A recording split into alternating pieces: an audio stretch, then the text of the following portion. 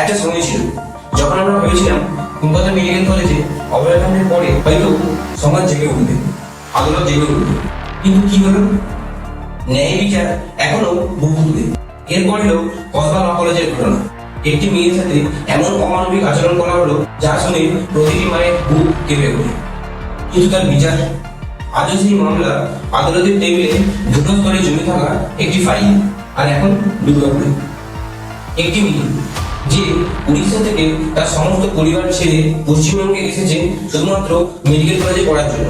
যে মেয়েটি জীবন বাঁচানোর শিক্ষা নিচ্ছিল তাকে সমাজের কিছু দানব এমন ভাবে আঘাত করলো যে পশ্চিমবঙ্গের মানবিকতা এখন প্রশ্নের মুখে। কিন্তু সংবাদপত্রের মাধ্যমে জানা যাচ্ছে যে এই ঘটনাটি ঘটেছে রাতের বেলায়। ছাত্রীটি এক সহপাঠীর সাথে রাত্রের বেলায় বাইরে বেরিয়েছিলেন এবং অভিযোগ অনুযায়ী ফেরার পথে কয়েকজন ব্যক্তি তার উপর আক্রমণ চালায়। পুলিশ এখনো পর্যন্ত 3 জনকে গ্রেপ্তার করেছে এবং এখন তদন্ত চলছে। কিন্তু আমরা সবাই জানি যে এরকম অনেক মামলা আদালতে ওঠে এবং বছরের পর বছর বিচারাধীন অবস্থায় পড়ে থাকে। তাহলে প্রশ্ন এটাই, এই দেশে কি এরকমই চলবে? এই রাজ্যে কি এরকমই চলবে? একটার পর একটা ধর্ষণ এবং তারপর একটার পর একটা প্রতিশ্রুতি এবং শেষে নিরাপত্তা।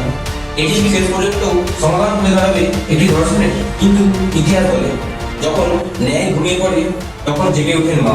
হিন্দু ধর্মে মা দুর্গা যেমন করুণার প্রতীক, তেমনি তিনি হলেন মহিষাসুরমর্দিনী। যখন অন্যায়ের পরিমাণ সীমা ছাড়ায় তখনই তার তাণ্ডব রূপ প্রকাশিত হয়। আজ যদি সেই মহিষাসুরমর্দিনী রূপ জেগে ওঠে তাহলে কোনো সরকার, কোনো আদালত এই দানবদের আর টিকিয়ে রাখতে পারবে না। এখন সময় এসেছে প্রতিটি নাগরিকের অন্তরের দুর্গাকে জাগানো, কারণ ন্যায় শুধুমাত্র আদালত থেকে আসে, ন্যায় আসে মানুষের বিবেক থেকে। নমস্কার।